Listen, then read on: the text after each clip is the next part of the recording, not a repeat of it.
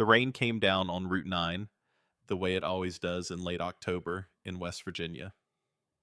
Not politely, not gradually. All at once, like the sky had been holding it back for weeks and finally gave up trying. Sarah Voss did not hear it hit the roof. She felt it. The vibration moved through the concrete floor of the garage, up through the steel legs of the workbench, into her palms, where they rested flat against the frame of a 1971 Harley Davidson Sportster. The rain had a particular frequency: heavy, insistent. The kind that meant the road outside would be black glass by midnight, and anything moving fast on it would be moving on faith alone. She had learned to read the world this way: through surfaces, through pressure and vibration, and the particular way things shook when something was happening that mattered. Frank had understood this instinctively, the way good fathers understand things without being told that his daughter did not need him to explain the world to her. She needed him to let her touch it. So, from the time she was 8 years old and could climb onto a workbench without help, he had placed her hands on running engines, not to teach her anything specific, just to let her feel what a healthy machine felt like versus a sick one. The difference between a motor running clean and a motor running wrong was not a sound to Sarah. It was a texture, a rhythm, a conversation between components that she could read through her palms the way other people read it through their ears. By 17, she had taken every written exam the Automotive Service Excellence Board offered. Frank had driven her to the testing center in Martinsburg on a Thursday while she was between recertification modules, waited in the parking lot for 4 hours, reading a John Grisham novel, and pretending he was not nervous. She had scored in the top 8% nationally on the engine performance module. She had her ASE certification before she was old enough to rent a car. She was 23 now, 5'6". Dark hair pulled back with a shop rag she had stopped noticing was there. Her hands were the hands of someone who had been doing serious work since adolescence, calloused at the base of each finger, stained at the knuckles with grease that soap alone had long since stopped removing entirely. Her face was the kind of face that stopped people for a moment when they first walked into the garage. Not because it was decorated or presented, because it was entirely unguarded. She had never learned the habit most people develop of composing their expression when strangers are watching. She could not hear them coming. What her face showed was whatever she was actually feeling. Right now, at 11:47 on a Tuesday night in October, what she was feeling was concentration so complete it had its own kind of quiet. The Sportster on the lift in front of her had been 3 months in the making, not because it was complicated. Sarah could diagnose an engine problem the way some people read a sentence quickly, completely, without having to think about the individual parts. The restoration had taken 3 months because the owner, a retired pipe fitter named Dale Buckner, who had known Frank since 1987, wanted every component either original or period correct. No substitutions, no modern replacements hiding under vintage chrome. Dale was 68 years old and had owned this particular motorcycle since 1974. And he talked about it the way some men talk about a first love, with the specific tenderness of someone who knows the relationship has lasted longer than it had any right to and is grateful every single day for that. The restoration was worth $9,000. Sarah had not let herself think about that number very much. She was aware of it the way you're aware of a bruise when you are not pressing on it. Present. Waiting. She focused instead on the work itself, on the particular satisfaction of returning something to what it had originally been on the fact that every bolt she tightened and every surface she cleaned and every worn part she sourced from suppliers 3 states away was an act of respect toward a machine that had survived 50 years and deserved to survive 50 more. The voltage regulator was the last piece. She had sourced it 6 weeks ago from a supplier in Ohio who specialized in vintage Harley components. It had arrived wrapped in original manufacturer paper, chrome housing intact, exactly correct, for a 1971 model.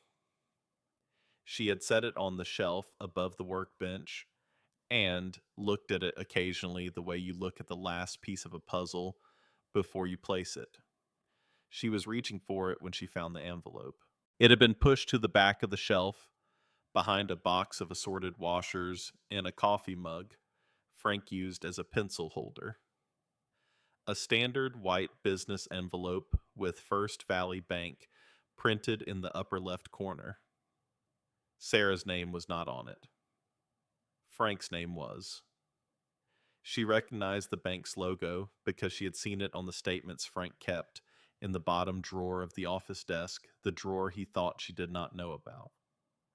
She should have put it back. She told herself afterward that her hand had moved before her better judgment could intervene.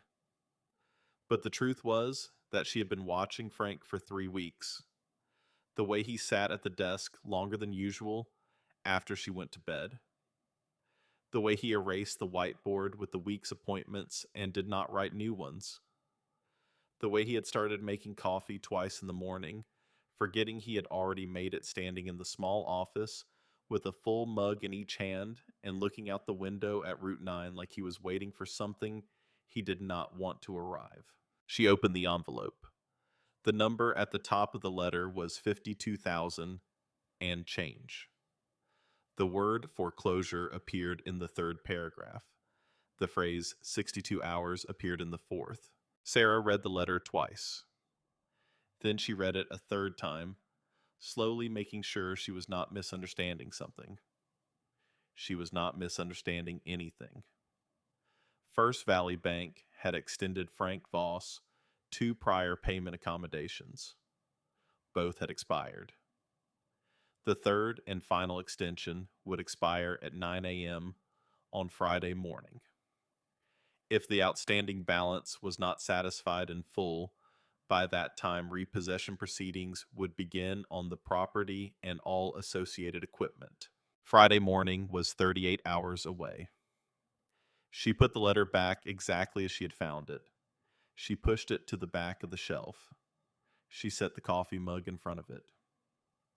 She stood at the workbench for a moment, with her hands resting on the steel surface, feeling the rain vibrating through the floor. And she thought about Frank asleep in the office chair 10 feet away, with his reading glasses still on and a copy of last month's Motorcycle Trade magazine open across his chest. Frank Voss was 65 years old. He had opened this garage in 1986 with money saved from 7 years of working the line at a chemical plant in Institute, West Virginia. He had built the sign himself, Voss Auto in cycle black letters, on white mounted above the bay door in 1987. He had married Sarah's mother in 1992 and lost her to a blood clot in 2004 and raised Sarah alone from the time she was 6 years old. He had never once in Sarah's memory complained about any of it. Not the money, not the loneliness, not the particular difficulty of raising a deaf child in a county where the school district's resources for hearing impaired students amounted to one part-time specialist who drove up from Martinsburg on Wednesdays. He had simply done it.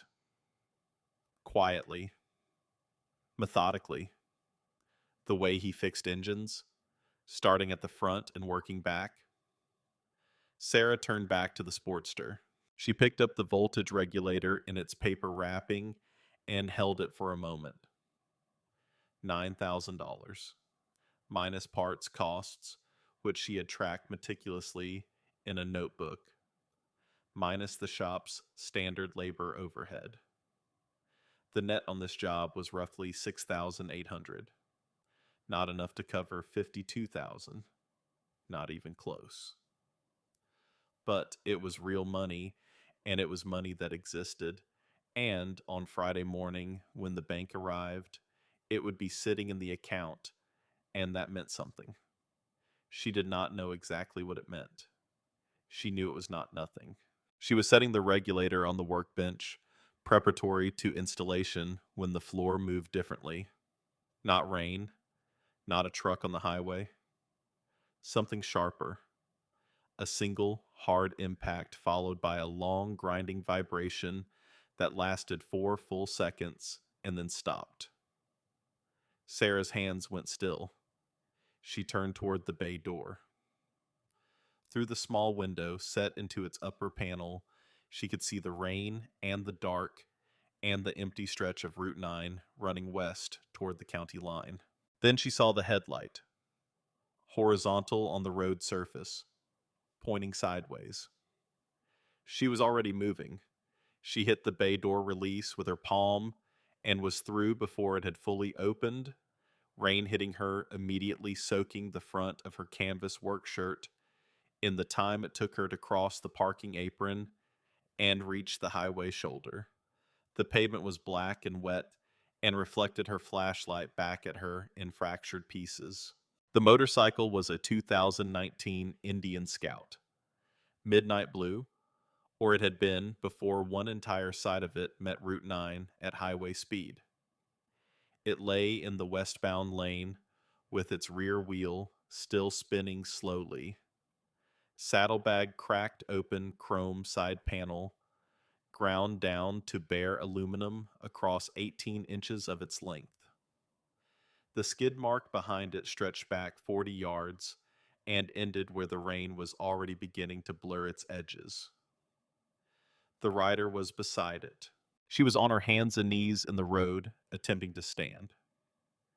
Mid-height solid through the shoulders, leather cut soaked, completely through road rash on her left forearm, already visible through the torn sleeve. She was favoring her right side. Every time she tried to straighten, something stopped her about halfway up.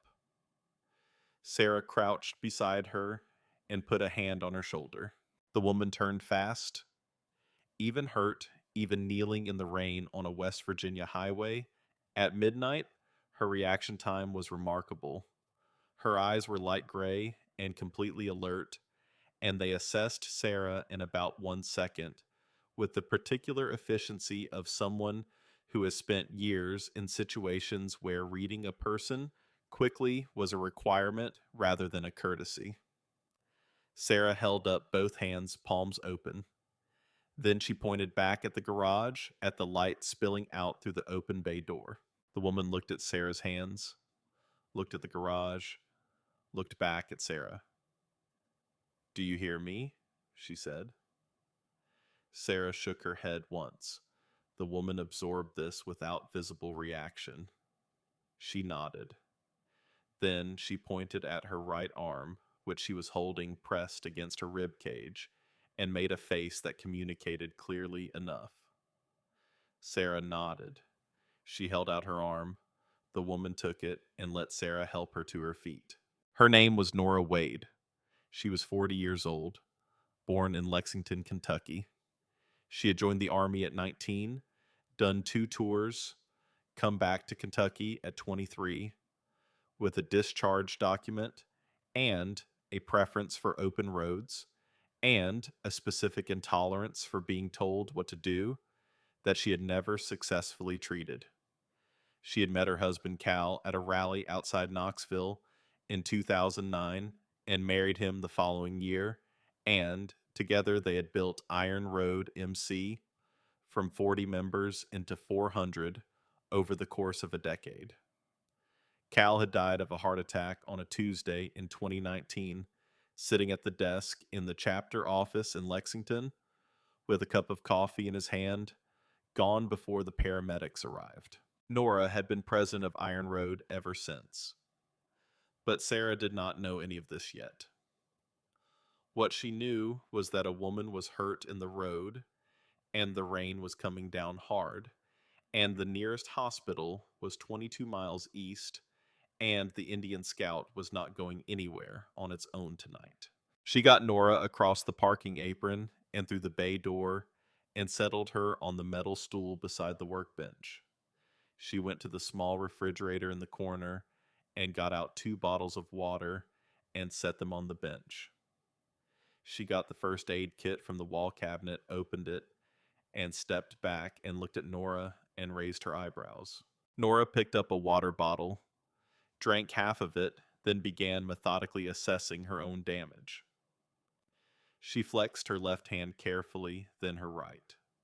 She pressed her fingers along her right forearm and stopped near the wrist. Her expression changed slightly. She looked at Sarah and said something. Sarah was watching her mouth. "I think my wrist is broken," Nora said.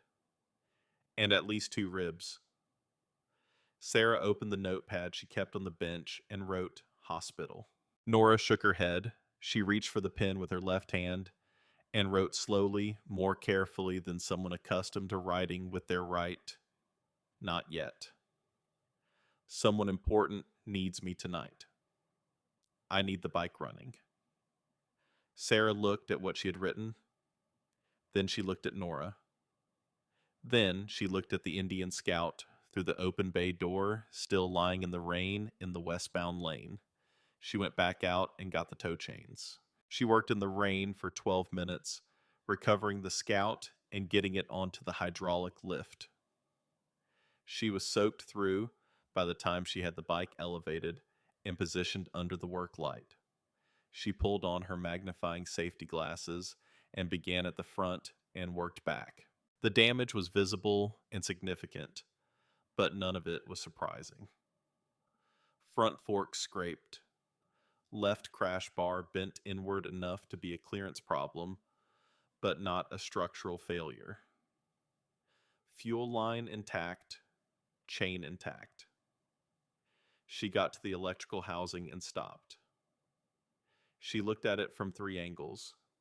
She got under it with the flashlight and looked at it from below. She straightened up and stood for a moment. The voltage regulator housing had cracked in the fall. Not bent, not scratched. Cracked through. A 2019 Indian Scout with a cracked voltage regulator housing would make it to the end of the parking lot on whatever remained in the battery, and then it would stop and not start again. Sarah walked to the parts shelf. She stood in front of it. The 1971 Harley Sportster sat on the lift behind her. Dale Buckner's $9,000 restoration. 3 months of work. The chrome regulator, in its original paper wrapping, sat on the shelf 6 inches from her right hand. A voltage regulator is a voltage regulator. The specific models were different, but the function was identical, and the fitment was close enough that with 20 minutes of work, she could make it right. She knew this because she knew these machines the way she knew her own hands. Completely. Without having to think about it. She stood at the shelf for a long time.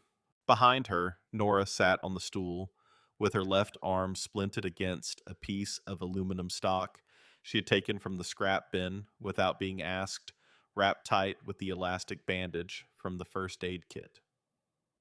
She was watching Sarah. She did not say anything. She did not move. She seemed to understand that something was being decided, and that it was not her decision to make. Sarah reached up and took the regulator off the shelf. She carried it to the Scout's lift. She set it on the tray table beside the bike and began the prep work. She was aware somewhere at the back of her mind of the number 52,000. She was aware of Friday morning. She was aware of Frank asleep in the office with the bank letter behind the coffee mug on the shelf. She worked. At 12:41 in the morning, Sarah tightened the final fitting, stepped back, and looked at Nora. Nora slid off the stool and came to stand beside the Scout on the lift. Sarah lowered the bike slowly.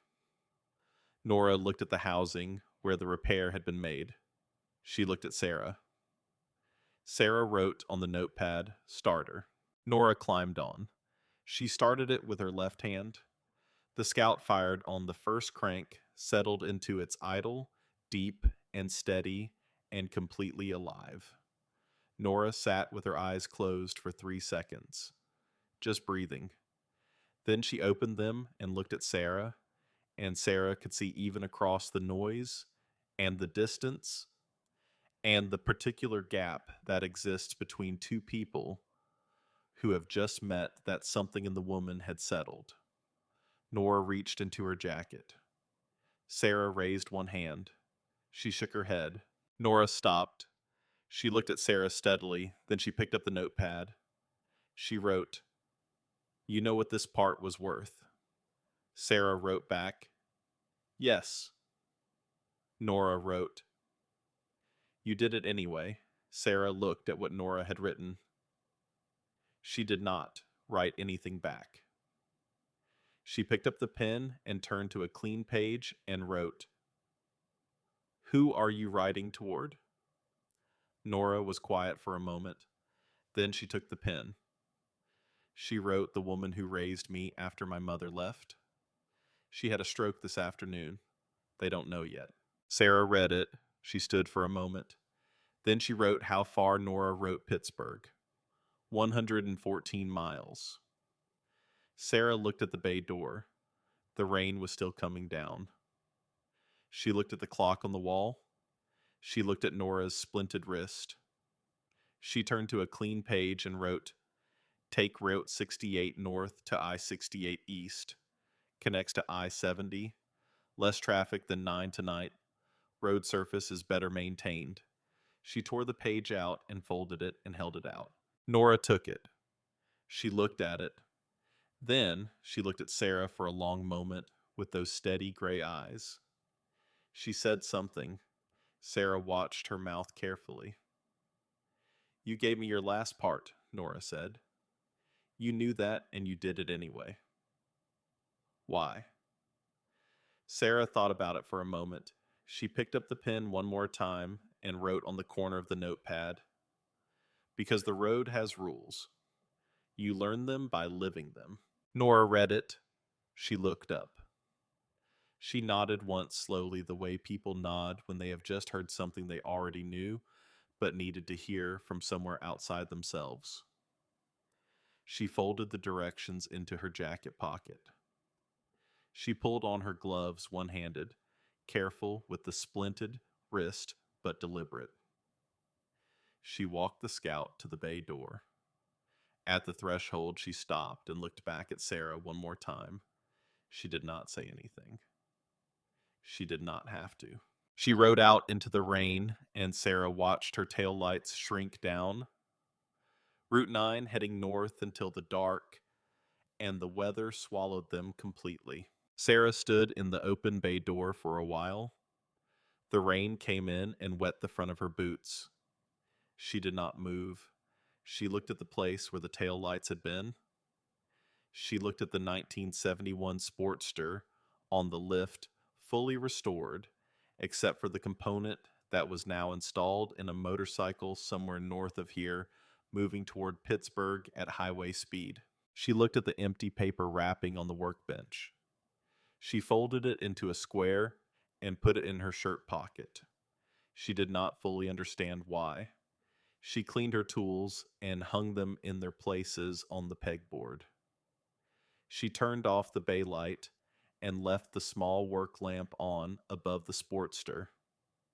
She sat down on the stool and looked at the motorcycle in the lamp's circle of light. Sometime before 2 in the morning, she fell asleep with her arms folded on the workbench and her forehead resting on her arms. She did not feel Frank come in sometime after 4 and stop in the bay doorway and look at her sleeping there and look at the empty shelf and stand very still for a long moment before he went quietly back to the office. He understood what the empty shelf meant.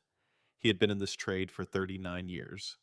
He understood the specific calculus of what gets given away and what gets kept, and what that decision says about a person. He sat back down in the office chair and took off his reading glasses and pressed the heels of his hands against his eyes. He sat that way for a while. Outside Route 9 was quiet. The rain had stopped. The road surface was beginning to dry at the edges. The Voss Auto and Cycle sign above the bay door was lit by the single overhead fixture Frank had installed in 1988, the same fixture he had never replaced because it kept working, and he saw no reason to fix what was not broken. In the morning, the bank would send a person. Frank had been expecting it for 2 weeks. He had been trying to figure out how to tell Sarah. Not because he thought she could not handle it, because he could not stand the thought of watching her face when she understood what was happening. That particular unguarded face. The face that showed everything. He had been trying to protect her from it. He did not know she had already read the letter. He did not know that 3 hours ago, she had given away the one thing that might have made a difference, and had done it without hesitation, without resentment for a stranger in the rain on a Tuesday night. He would find out. Not that morning. Later. When it mattered more. Dawn came slowly over the eastern ridgeline, gray first, and then pale gold. The light moving down the slopes toward the valley floor, the way it always did in this part of West Virginia, gently as if it were trying not to wake anything still sleeping. Frank made coffee in the small machine, bad coffee grounds that had been open too long, and carried 2 mugs to the bench. He set one beside Sarah's right hand. He sat down on the folding chair he kept against the wall. He looked at the Sportster. He looked at his daughter. He wrapped both hands around his mug and waited for morning to come the rest of the way in. 2 miles east on Route 9, a white SUV with First Valley Bank on the passenger door was already turning off the interstate. Sarah woke up when Frank touched her shoulder.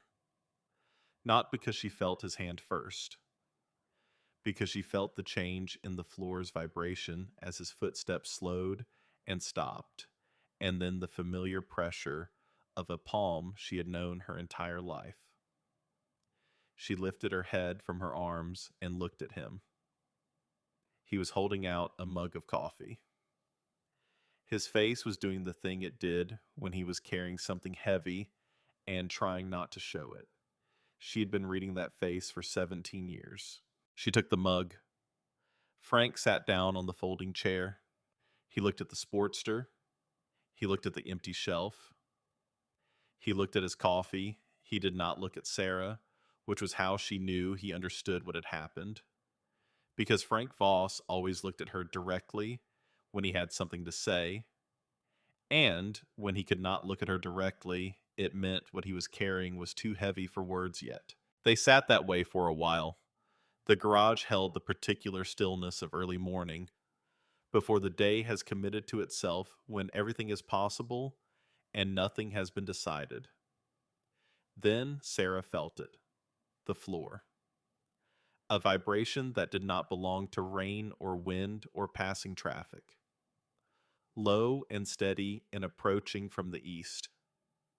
She set her mug down and walked to the bay window. The white SUV was in the parking apron. First Valley Bank on the passenger door. 2 people inside. The engine was still running. Sarah watched it for a moment. Then she turned to Frank. He had seen it too. He was standing now. His coffee mug held in both hands, looking through the window with an expression Sarah recognized because she had never seen it on him before. And it scared her more than the SUV did. It was the expression of a man who has run out of plans. She picked up her notepad. She wrote, "How long have you known?" Frank looked at what she wrote. Then he walked to the office and came back with the letter. He set it on the bench between them. Sarah pointed at the shelf where she had found it the night before. Frank looked at the shelf. He looked at her. He nodded slowly. She wrote, "Why didn't you tell me?" He took the pen from her hand and wrote in his large mechanic's handwriting, "I was going to figure it out. Didn't want you carrying it." Sarah looked at what he wrote for a long time. She took the pen back. She wrote, "I already was." Frank read it. He set the pen down. He pressed both palms flat on the bench surface and looked at them. His hands were the hands of someone who had spent 4 decades in this trade. Thick through the palm, scarred across 3 knuckles from a fan belt incident in 1991 that he still referenced occasionally as a lesson in paying attention. The gold wedding band on his left hand had been there since 1992, and she had never once seen him take it off. The SUV doors opened. 2 people crossed the parking apron toward the bay door. The first was a man in his mid-40s, dark suit, the kind of shoes that announced he worked in a building where the floors were always clean. He carried a leather portfolio. The second was a woman in her 50s, blazer clipboard, the professional composure of someone who had performed this particular task many times and had learned to keep her expression neutral while doing it. Behind them, a third vehicle pulled into the apron. A black Mercedes sedan with tinted windows that had no business on a Route 9 gravel lot and appeared fully aware of that fact. Frank went to the bay door and opened it before they could knock. The man in the suit introduced himself. Sarah watched his mouth carefully. Regional Accounts Manager. He said Frank's name. He said the word outstanding. He said Friday at 9 a.m. He said the word proceedings, and he said the phrase all associated equipment with a particular flatness that made it sound like furniture rather than 37 years of someone's life. Frank said he understood the terms. He said he needed until Friday. The accounts manager said Friday was the deadline, and today was Wednesday, and the bank was not in a position to extend further accommodation. Then the Mercedes door opened. The man who stepped out was wearing a charcoal suit that cost more than most of the motorcycles Sarah had ever worked on. He was perhaps 50, well-groomed in the specific way that requires daily maintenance. He looked at the garage the way buyers look at property they have already decided to purchase. Not at what it is. At what it could become once whatever is currently there has been removed. His name was Garrett Cross. Sarah did not know this yet. She learned it from watching Frank's face change when he saw him. Frank had a face that was generally steady. It had weathered a great deal. Loss and money trouble, and the specific loneliness of keeping a business alive on a highway. The interstate had mostly made obsolete. His face had stayed steady through all of it. When he saw Cross, something shifted. Cross walked to the bay door and stopped beside the bank representative. He looked at Frank. He looked at Sarah. His gaze moved across her the way a surveyor's gaze moves across terrain, assessing, categorizing. He said something to the bank representative without looking at him. The representative nodded. Sarah moved slightly to her left to improve her sightline on Cross's mouth. Cross was talking about the property. He used the word corridor. He used the phrase commercial development. He used the term Route 9 Overlay District in a way that suggested these words already had legal weight attached to them. Frank said something sharp. Sarah caught the words no and contract and read. Cross smiled. It was not a warm smile. It was the smile of someone who has already seen the end of a conversation, before the other person has understood that a conversation has an end. He opened his portfolio. He produced a document. He set it on the workbench between himself and Frank with the deliberateness of someone laying down a winning hand. Sarah stepped forward. She looked at the document. It was 41 pages, standard commercial restoration agreement formatting at the top. Frank's signature on the last page dated 8 weeks ago. She had not known about this contract. Frank had signed it on a Thursday when Sarah was at the testing center in Martinsburg for a recertification exam. She began reading from the first page, fast, the way she read everything completely and without pausing.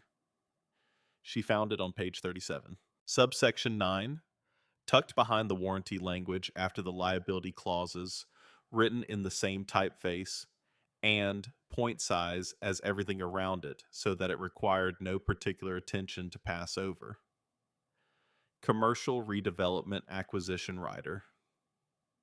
In the event of contractual default by the service provider, all shop collateral equipment, inventory, property rights, and land. Title transfer unconditionally to Harmon Development, LLC, the parent company of the contracting party, within 48 hours of default notice. Sarah read it twice. Then she looked up at Cross. He was watching her. He had been watching her read. He had the expression of someone who is accustomed to this particular moment, the moment when the other person finds the clause and has long since stopped being troubled by it. Sarah picked up her notepad. She wrote in large letters and turned it to face him. You buried this on purpose. Cross looked at what she wrote. He said, your father signed a legally binding agreement. Every word of it was there to be read. Sarah wrote, he trusted you. Cross said, that is not my problem. The bank representative was looking at the floor. The woman with the clipboard had stopped writing and was holding it against her chest. Neither of them said anything. Frank had gone very still. He was looking at the document on the workbench. Sarah watched his face move through something she did not have a word for. Recognition, maybe. The specific, devastating recognition of understanding.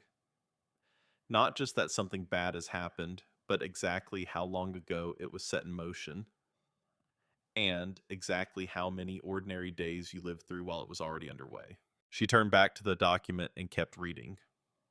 She read all 41 pages in 11 minutes, standing at the workbench with Cross watching her and the bank representative standing near the door.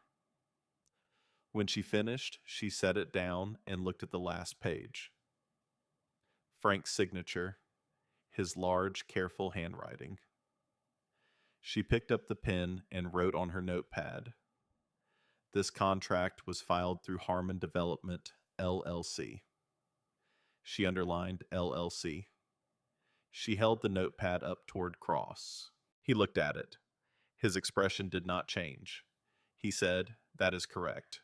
Sarah wrote, when did Harmon Development LLC last file? An active business registration in the state of West Virginia. Something moved behind Cross's eyes. Very small. Very brief. He said, that is a matter for our legal team. She wrote, it is a matter for the Secretary of State's office, which opens at 9 a.m. She looked at the clock on the wall. It was 7:43. Cross closed his portfolio. He looked at Frank. He said, you have until Friday at 9. We will return then with a full legal team. I suggest you use the time to find alternate arrangements for your equipment. He walked back to the Mercedes. The bank representatives followed. Both vehicles pulled out of the parking apron and onto Route 9, heading east, and within 40 seconds, all that remained of them was the sound of tires on wet pavement fading toward the county line. Frank sat down on the stool. Sarah stood at the workbench and looked at the photographs Frank had put up over the decades. Riders and truckers and locals who had come through at bad moments and left with running vehicles. Perhaps 60 photographs on that wall. Some she knew. Most she had grown up looking at without knowing their names. She picked up her phone. She opened the Secretary of State business search for West Virginia. She typed in Harmon Development LLC. She read the result. She wrote the relevant information on a clean page of her notepad and tore it out and put it in her back pocket. She called Dale Buckner from the office phone. When the call connected, she opened a text and typed, Dale, it is Sarah. I need to talk to you about the Sportster. There is a problem with the restoration, and I owe you an explanation. Can you come to the shop this morning? She set the phone down.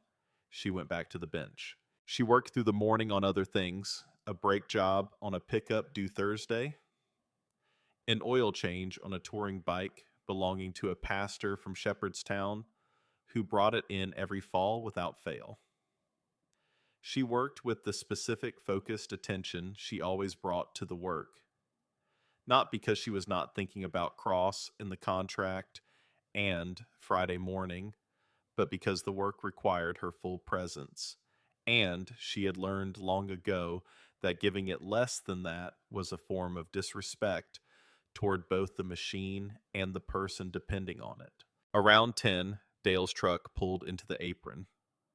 He was 68, heavy-set, the deliberate movements of a man whose joints had been through several decades of physical labor and had reached a negotiated settlement with the rest of him about speed.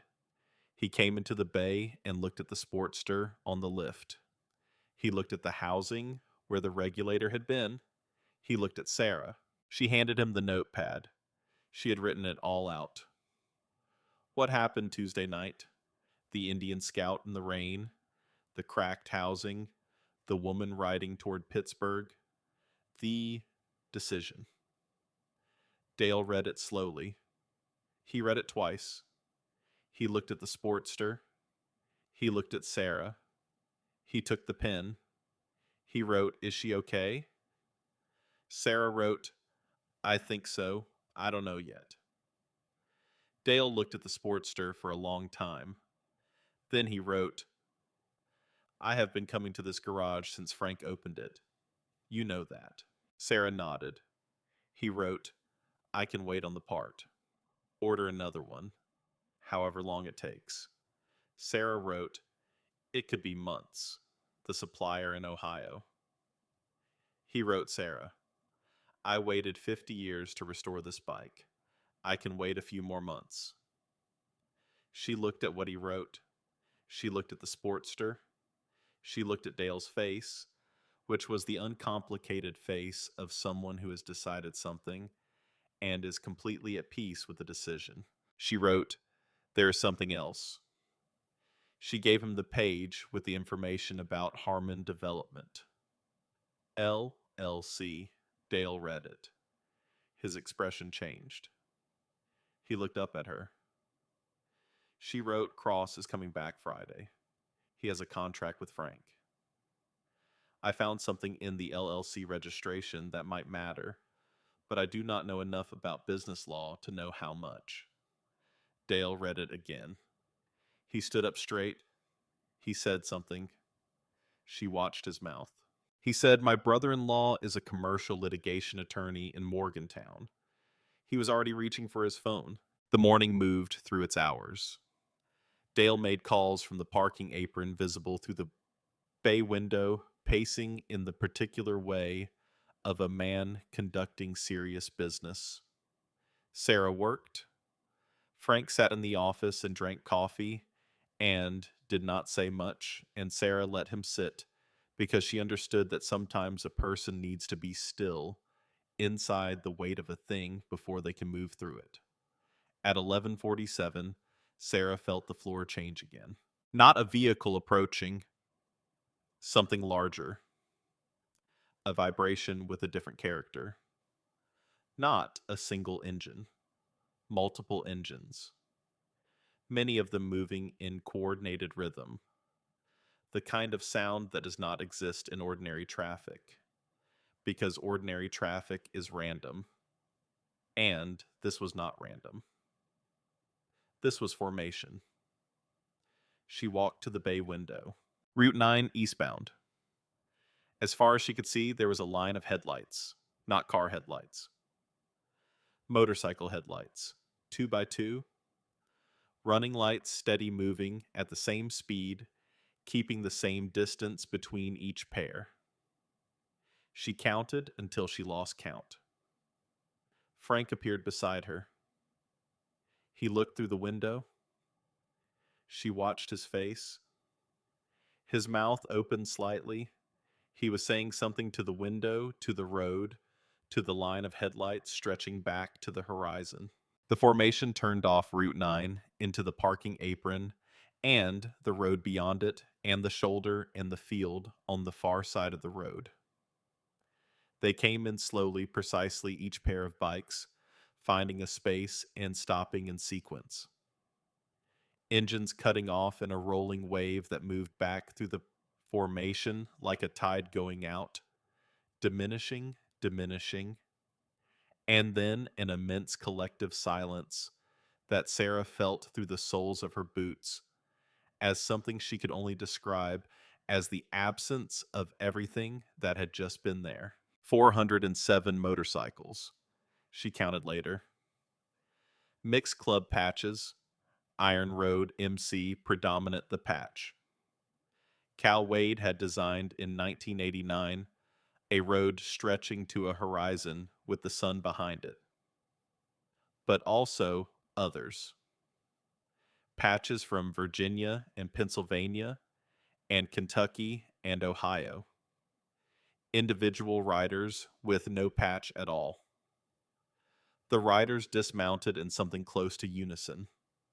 The weight of boots on pavement and gravel and the edge of the road came through the floor in a slow, continuous drum roll. Then a pickup truck. Dark blue, older model, West Virginia plates pulled to the front of the apron and stopped. The passenger door opened. Nora Wade stepped out. Her right wrist was in a proper fiberglass cast, white and new from the hospital. She moved carefully, one arm braced against her ribs, her pace measured to account for the wrapped fractures underneath, but her pace did not waver. She walked toward the bay door with the same deliberate authority she had carried in the rain on Tuesday night, adjusted but not diminished. Sarah stepped outside. They stood facing each other in the parking apron, with 400 people watching, and neither of them moved for a moment. Then Nora raised her left hand and made a sign. ASL. Slow, deliberate, imperfect, but completely clear. The sign for thank you, brought to her lips and extended outward palm up. Sarah had taught herself to keep her face neutral in public situations. Years of conversations that happened around her, rather than with her years of people addressing Frank, when they meant to address Sarah, had built in her a careful composure she wore when she needed it, like a piece of equipment. Practical. Protective. She was not wearing it now. She signed back, "You learned that?" Nora smiled. She said something. Sarah watched her mouth. She said someone in the parking lot of the hospital at 3 a.m. taught me 4 signs. That was the first one. Sarah signed, "Is she okay?" Nora's face moved through something. Then she nodded. She said she is stable. They got to her in time. She looked at Sarah steadily. Because I got to her in time. Frank came out of the bay door and stood beside Sarah. He looked at the crowd. He looked at Nora. He looked at the road full of motorcycles. His face went through several things Sarah had never seen on it before, and she watched each one carefully. Nora looked at Frank. She said, "You raised a remarkable person, Mr. Voss." Frank said something, Sarah caught the shape of it. He said she raised herself. I just kept the lights on. Nora turned to the crowd behind her. She was not a large woman, but she had the kind of presence that does not require volume. The gathered riders went still without being asked. She spoke. Sarah caught fragments from her position and angle. She caught the words, "this garage," and 37 years, and she gave away the last thing. She caught the word Tuesday and the word rain. She caught the phrase, "did not ask for my name." She caught the words, "that is what people used to look like." She reached into her jacket with her left hand. She produced a piece of paper. Sarah recognized it before Nora had fully unfolded it. The bank letter. The one she had read on the shelf the night before and put back behind the coffee mug. Her stomach tightened.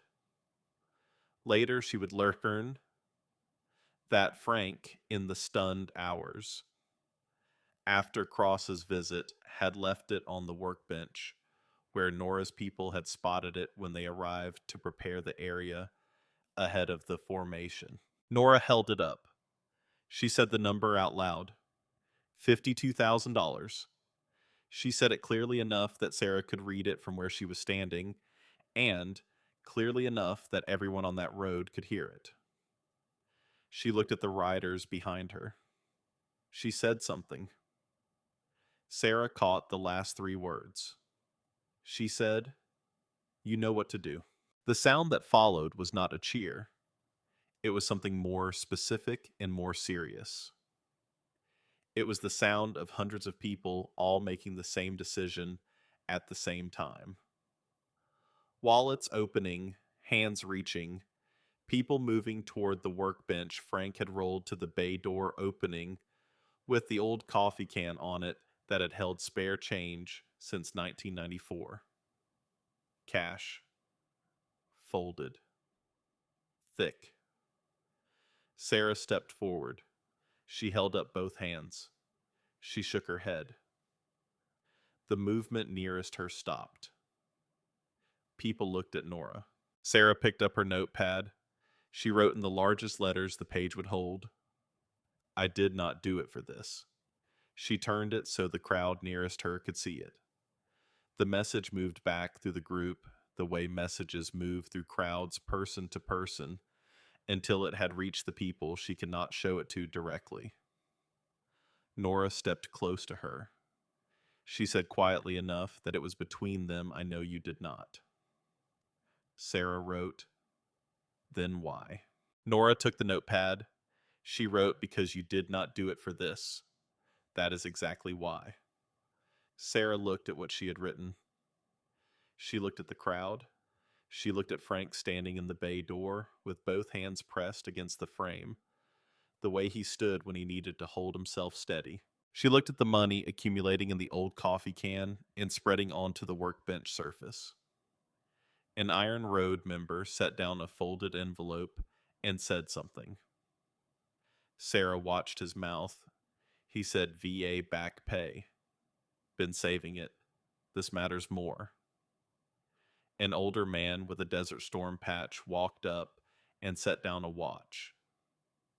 He looked at Sarah once. He walked away without a word. Sarah pressed the back of her hand against her mouth and looked at the sky, and then looked at her boots, and then looked at Frank. And Frank was not even trying to hold his face together anymore. And that finally was what undid her. She walked to him. She put her arms around him. He put his arms around her, and she could feel through his chest the particular vibration of a person who is crying quietly, trying to keep it contained, not managing it. And she held on, and he held on. And behind them, Route 9 ran in both directions through the West Virginia Valley in the October morning light. They stood that way for a while. Then, Sarah felt the floor change again. Different from before. Not motorcycles. Heavier.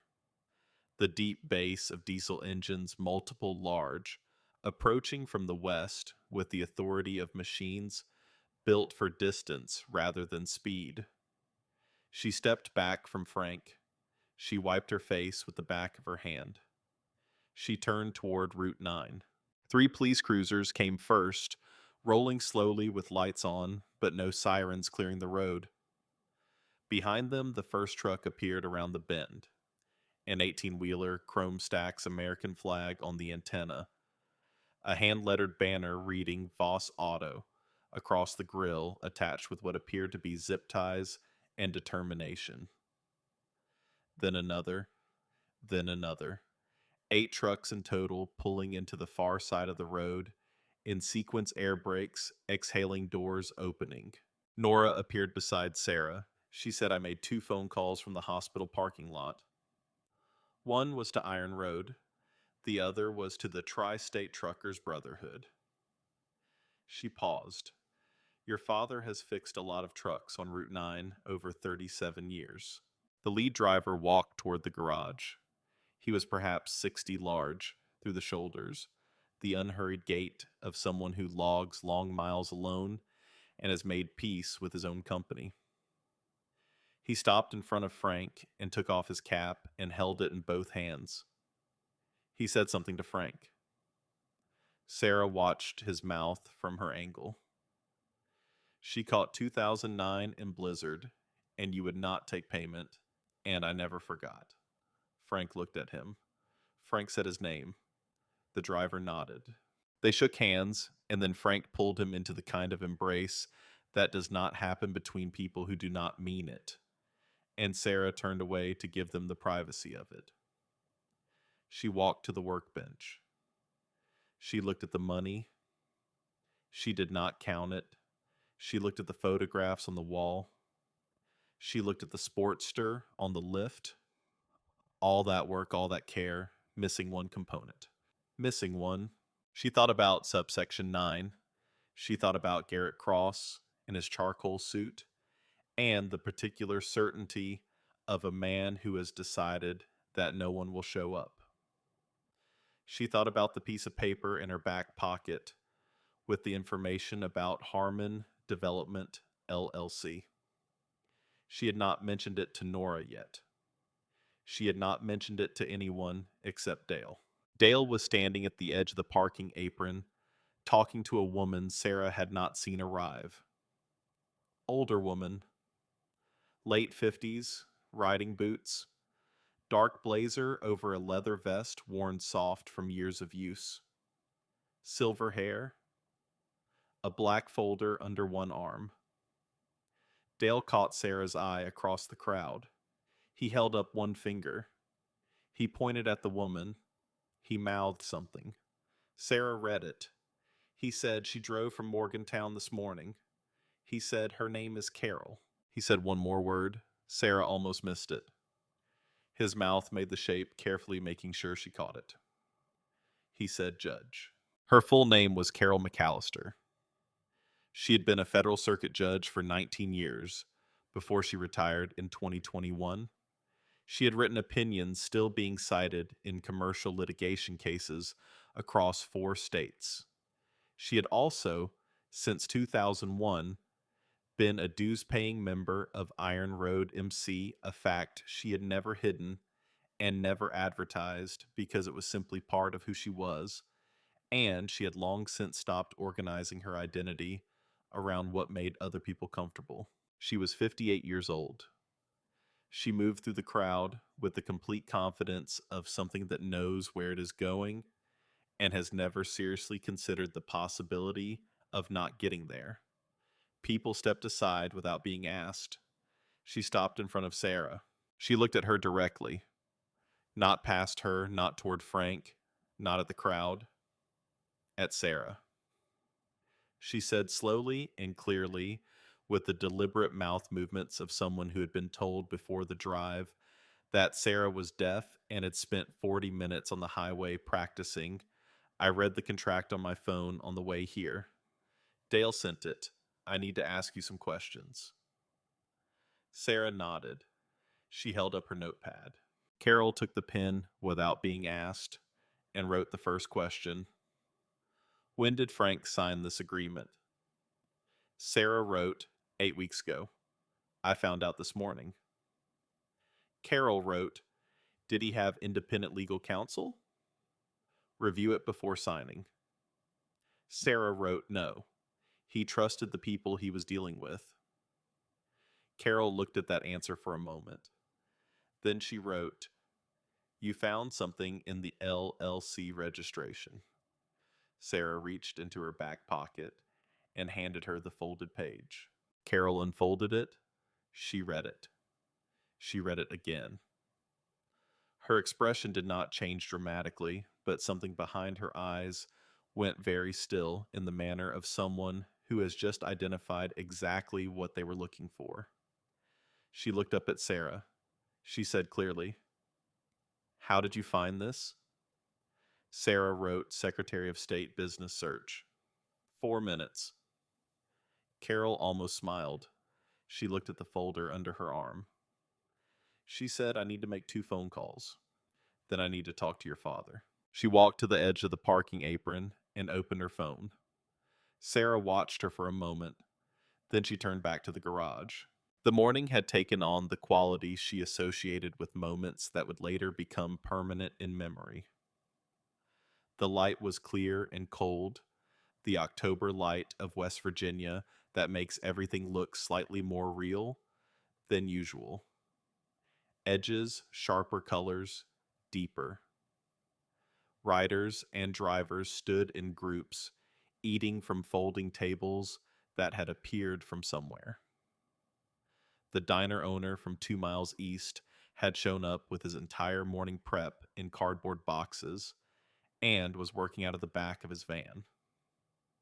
The pastor from Shepherdstown, whose touring bike Sarah had serviced that morning, came out of the crowd with 2 large thermoses of coffee and set them on the workbench without a word. Frank was talking to the truck driver. The driver still had his cap in his hand. They were talking the way people talk when they have known each other for a long time and are catching up across a distance that is not about geography. Chief of Police Raymond Pruitt arrived in a county car.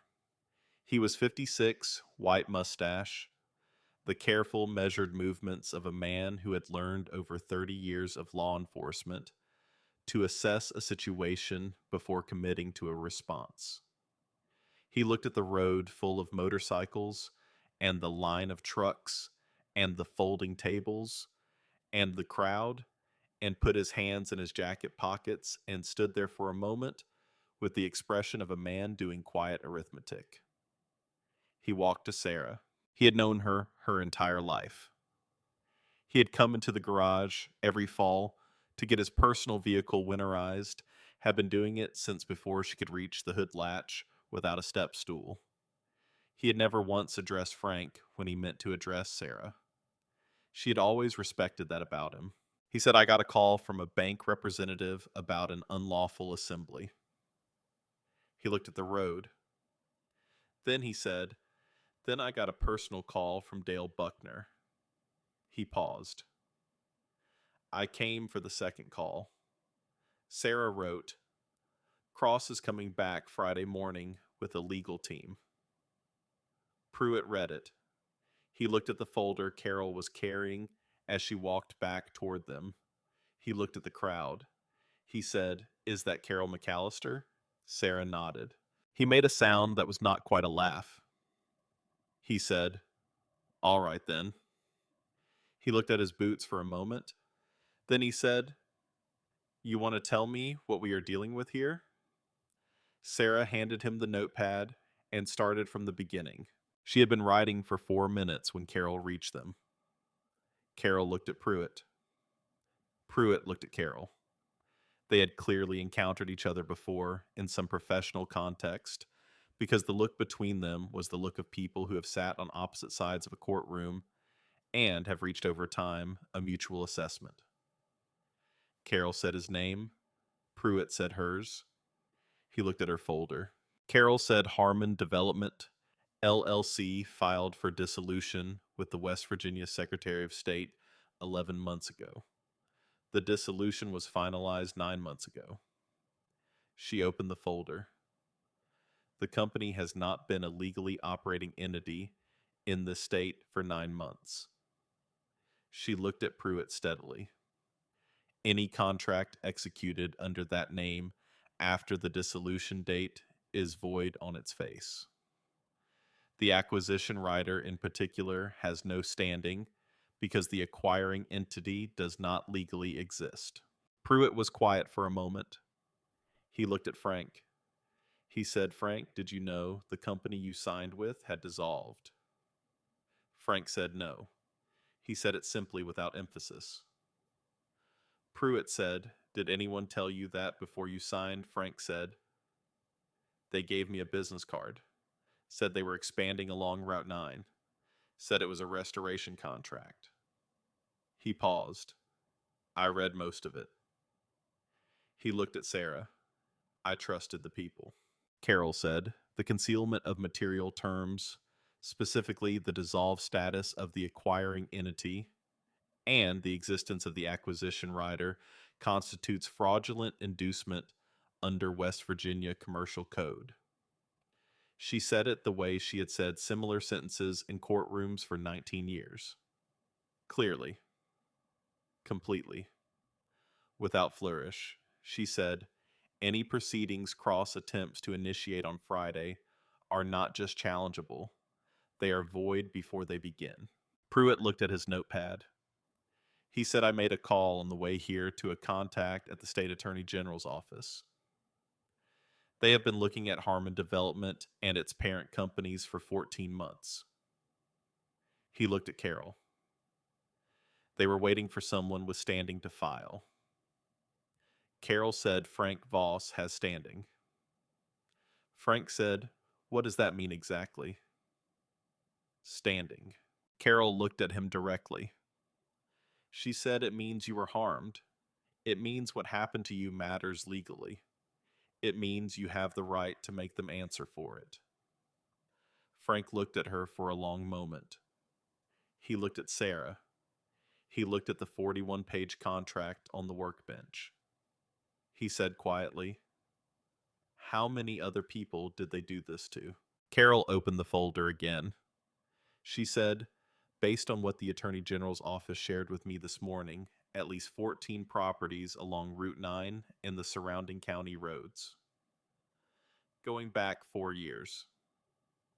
She paused. Most of them signed without counsel. Most of them trusted the people. The crowd near them had gone quiet.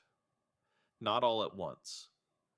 The quiet had spread outward from where they were standing, like a ring on still water, conversation stopping, attention turning. Frank looked at the ground for a moment, then he looked up. He said, all right. He said it the way he said things when he had decided them, and there was no more deliberating to do. He said, what do I need to do? Carol said, sign an affidavit this morning. I have the form. The Attorney General's office will do the rest. She set the folder on the workbench and opened it to the relevant page. And Frank read it, all of it slowly, and Carol waited without impatience. And when he finished, he looked at Sarah, and Sarah nodded once, and Frank picked up the pen and signed. Garrett Cross arrived at 9:47. 3 vehicles this time. 2 black SUVs carrying 4 attorneys and a personal security consultant who looked at the crowd from the window for a long moment before getting out with the careful assessment of someone recalculating. The 3rd vehicle was an unmarked county car that did not belong in this convoy, a detail Pruitt noticed immediately and noted in his book. Cross walked toward the garage bay with his attorney's flanking him portfolio under his arm, charcoal suit, polished shoes. He looked at the crowd. He looked at the trucks across the road. He looked at the money on the workbench, which had been counted and banded and stacked in the old coffee can, with a handwritten total on a sticky note on the side.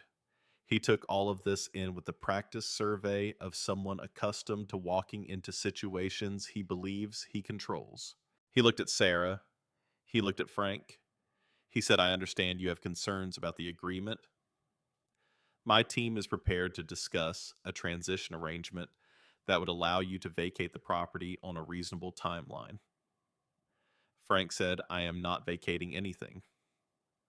Cross said, the contract gives us the legal authority to begin proceedings immediately upon default. He opened the portfolio. We are here to exercise that authority. Carol stepped forward. Cross looked at her. Something crossed his face. Brief. He knew who she was. He said, Judge McAllister, this is a commercial matter. Carol said, retired judge, and yes, it is. She opened her folder. Harmon Development, LLC, filed for dissolution with the Secretary of State 11 months ago. She held up the dissolution certificate. The company ceased to be a legal entity 9 months ago. She held up the second document. The contract Frank Voss signed was executed in the name of a company that did not legally exist at the time of signing. She held up the third document.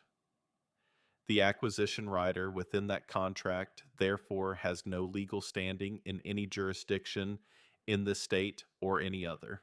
Cross's lead attorney said that interpretation is highly contestable. Carol looked at him. She said, contest it in front of a federal jury. Then, she looked at the news van that had pulled up on the shoulder of Route 9 camera already running. She said, while the footage of this morning is being broadcast to however many people are watching, and while the State Attorney General's office is processing the affidavit Frank Voss signed 40 minutes ago, and while 14 other families along this corridor are being contacted by that same office about their own agreements with your client. She said the last sentence very quietly, but it carried. Cross went still. His lead attorney leaned close and said something. Cross did not respond. He was looking at Carol's folder. He was looking at Pruitt standing 10 feet away with his notepad. He was looking at the news camera. He was doing arithmetic. Sarah was watching his face. She had been watching it since he arrived, because his face, like most faces, told the truth that his words were working hard to obscure. She watched him process each piece of information Carol had laid out. She watched the arithmetic resolve. She watched the exact moment when he understood that the situation he had walked into was not the situation he had prepared for. He looked at Sarah. He held her gaze. Then he said something. He said it slowly, looking directly at her, making sure she could read his lips. He said, I did not think anyone would show up for a deaf girl in a dead-end town. The words landed the way a certain kind of blow lands, not with pain, with clarity. Sarah looked at him for a long moment. She looked at the 400 people standing in the road and the field and the shoulder. She looked at the 8 trucks across the road with their hand-lettered banners. She looked at Nora standing 15 feet away with her cast and her steady gray eyes.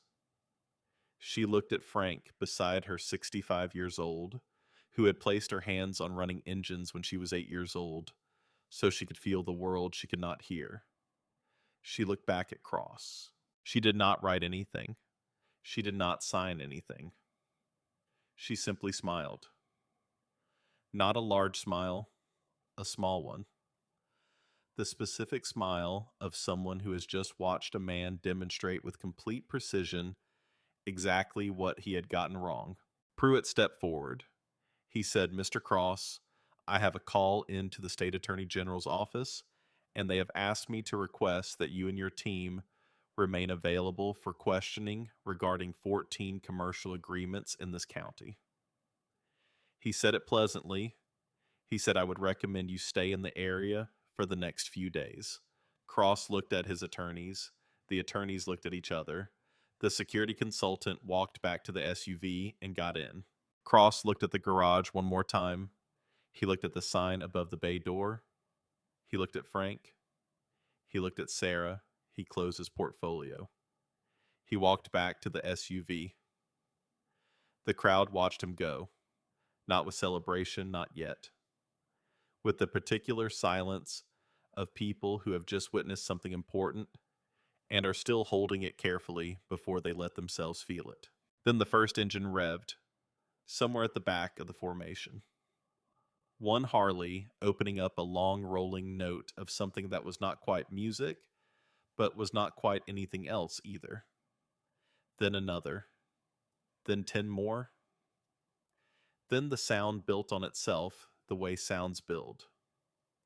When hundreds of people are all expressing the same thing at the same time, and Route 9 held it, and the valley walls threw it back, doubled, and then the cheering started, and Sarah felt it through the soles of her boots, and the palms of her hands, and through the air itself, which moved differently when 400 people are all alive in the same moment.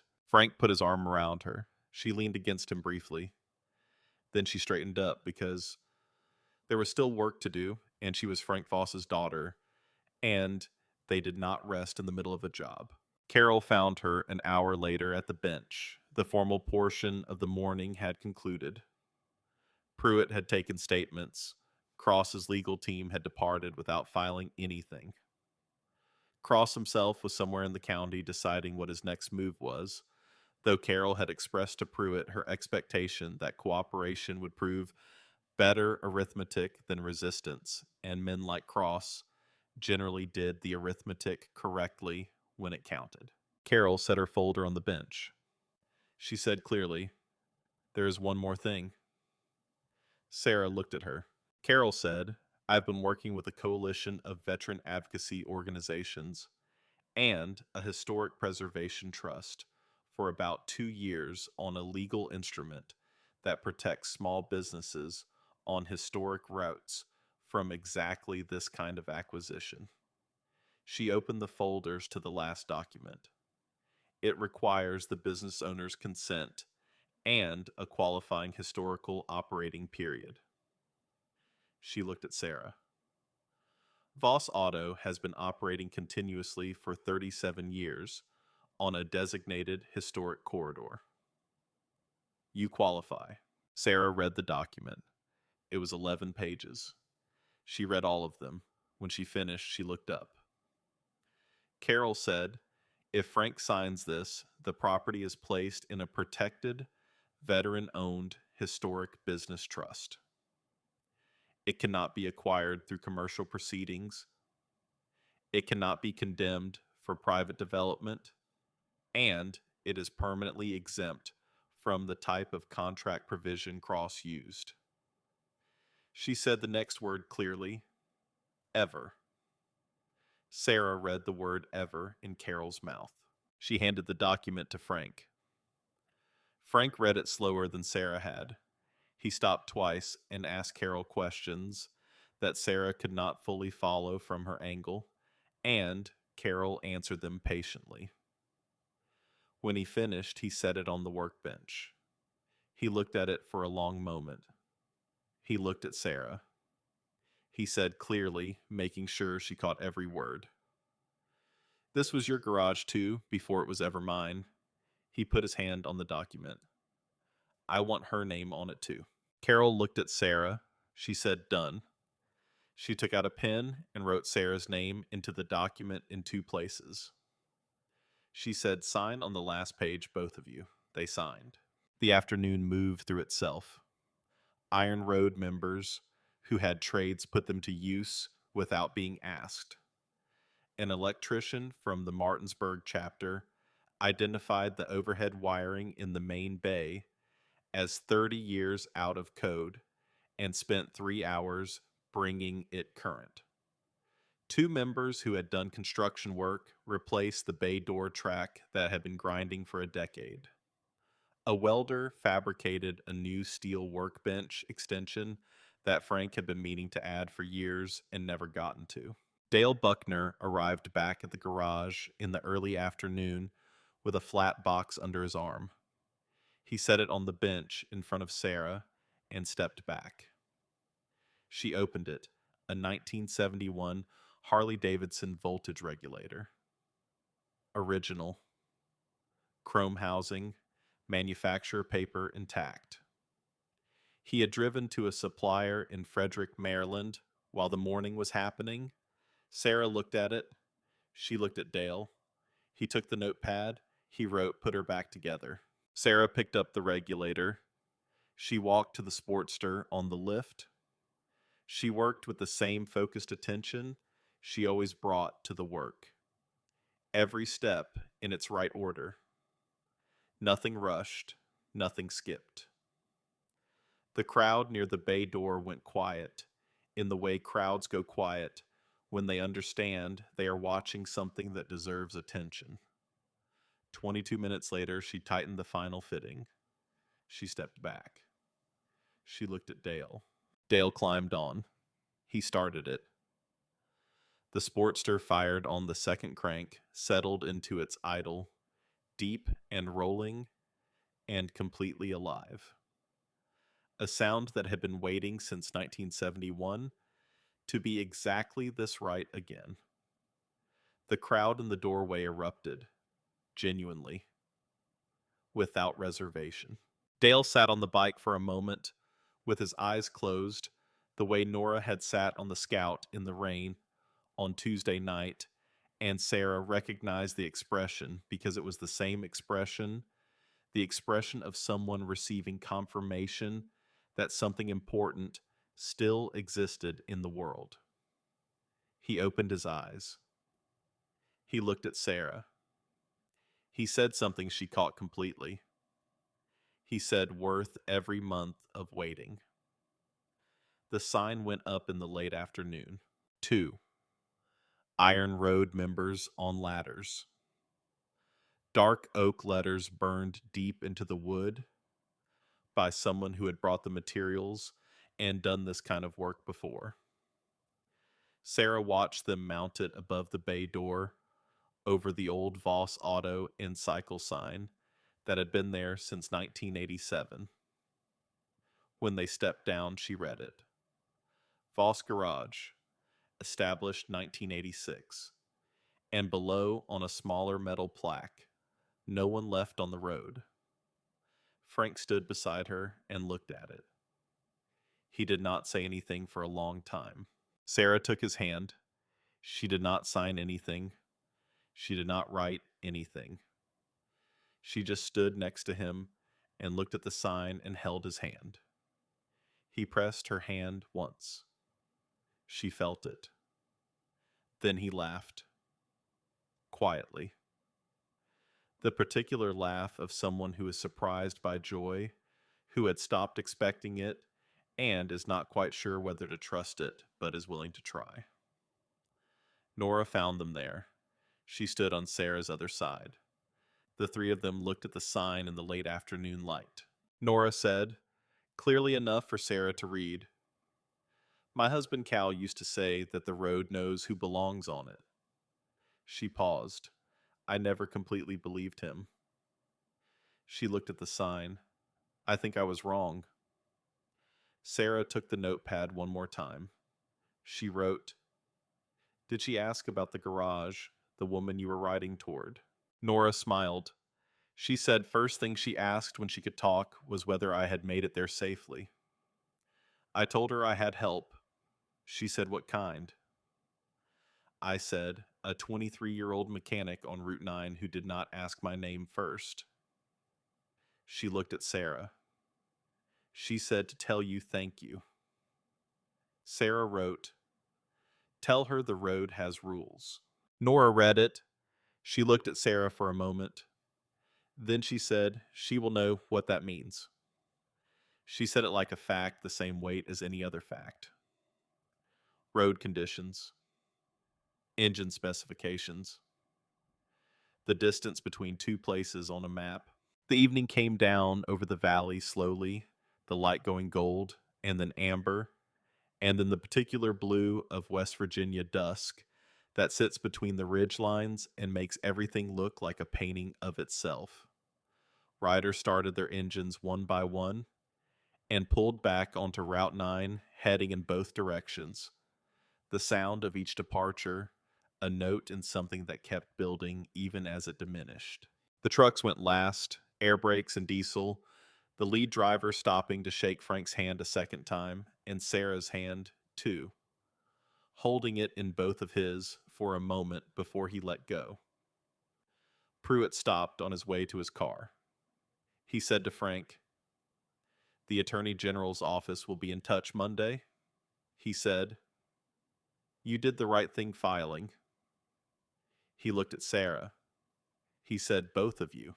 Carol shook Frank's hand, and then Sarah's hand, and then held Sarah's hand for an extra beat and said directly, carefully, "A long time ago, a young woman broke down alone on a mountain road after dark.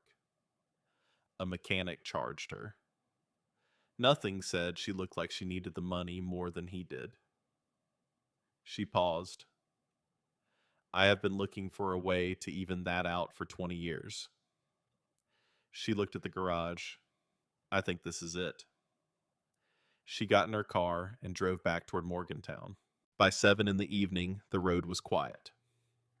Route 9, running empty in both directions, through the valley the way it ran most evenings, the way it had run for decades, while the interstates carried the speed and the volume and the efficiency, and this road carried the people who needed something different.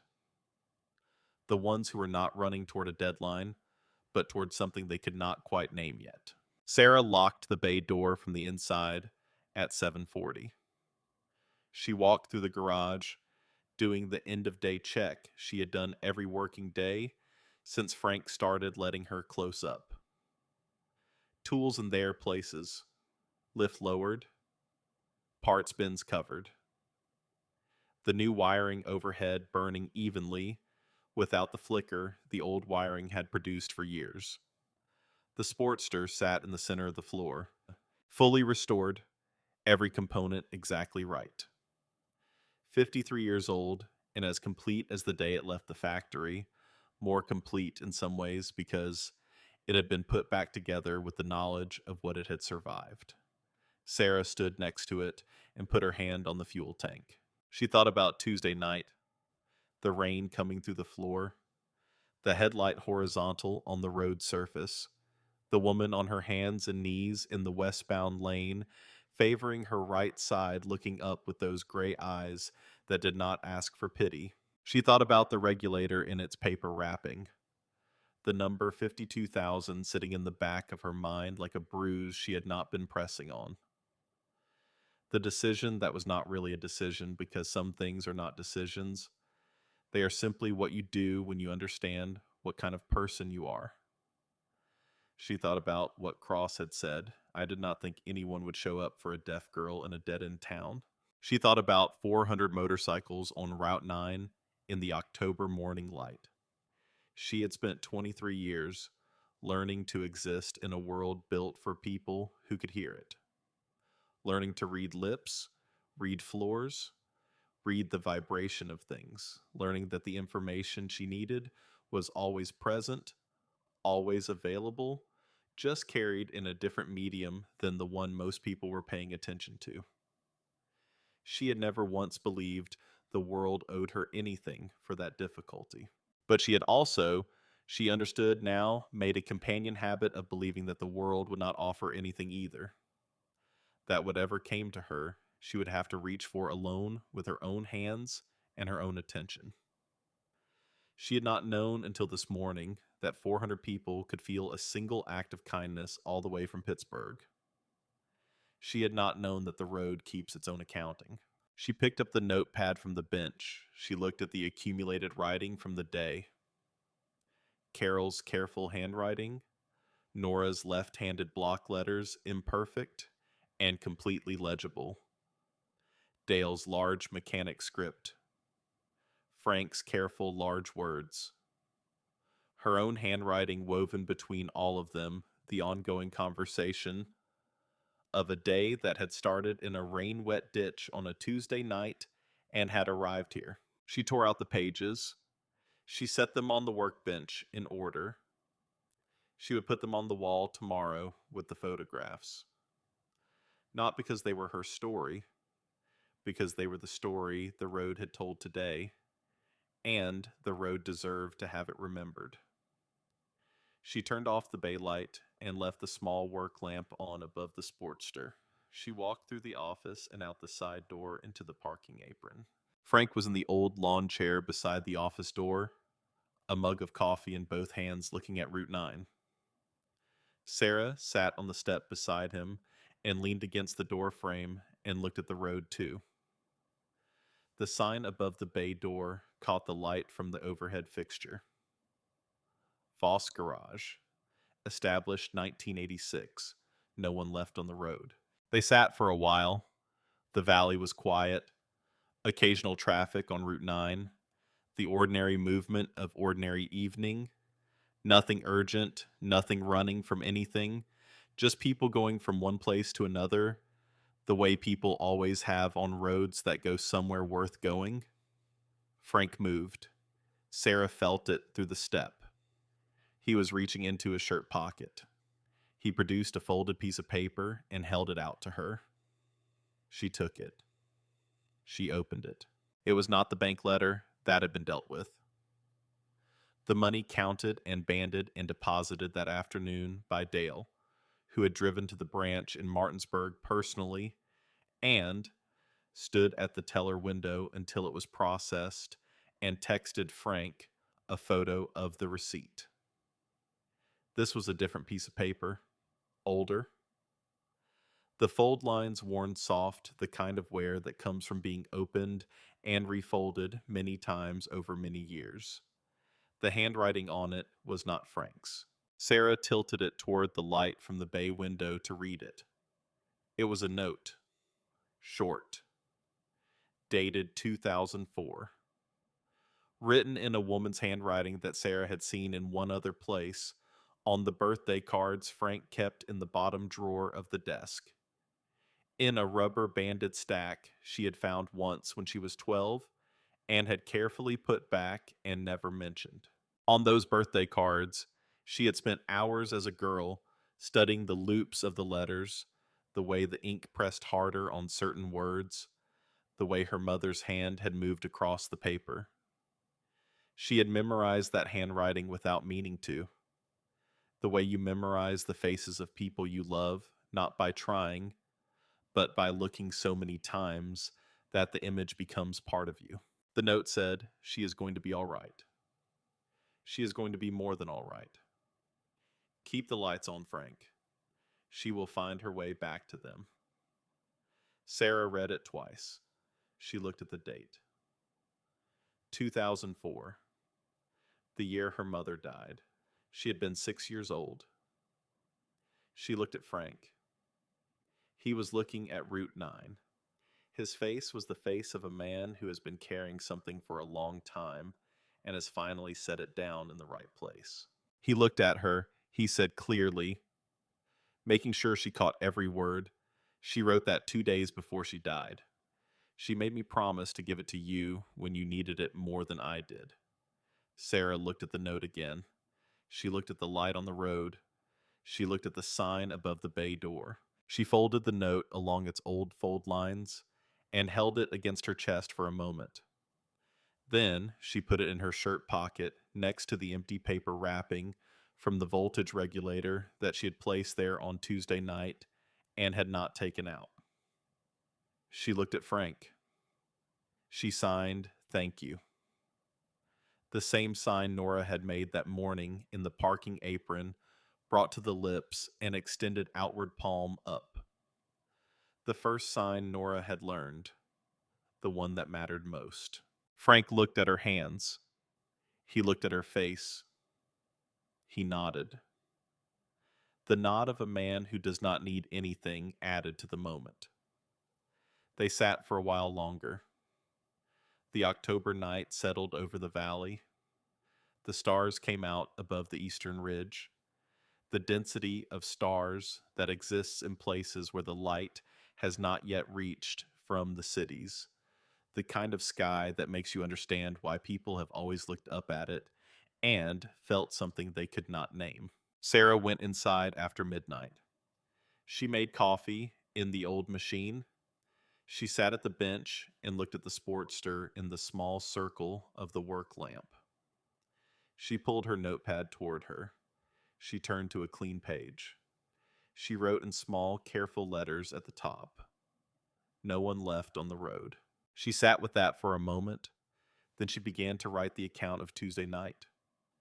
The rain and the floor vibrating, and the headlight horizontal on the wet pavement. She wrote it the way she fixed engines, starting at the front and working back, every step in its right order. Nothing rushed, nothing skipped. She wrote until her hand was tired. She set the pen down. She looked at the Sportster. She looked at the sign through the bay window, visible from inside if you knew where to look. She turned off the work lamp. The garage went dark. Outside, the light above the bay door stayed on the same overhead fixture Frank had installed in 1988, the one he had never replaced because it kept working, and he saw no reason to fix what was not broken. It lit the sign. It lit the edge of the parking apron. It lit a small portion of Route 9 in both directions, enough to be seen from a distance, enough to be recognized for what it was by anyone still out there on the road who needed to know that someone was still in. 1 week later, on a Tuesday night, Sarah was driving home from a parts run in Martinsburg when she saw it. A small sedan on the shoulder of Route 9 hazard lights, blinking in the dark. She had taken this road 1,000 times. She knew its rhythms. Something sitting still on it at night always meant something. She pulled over. A young woman was standing beside the car. 20, maybe 21.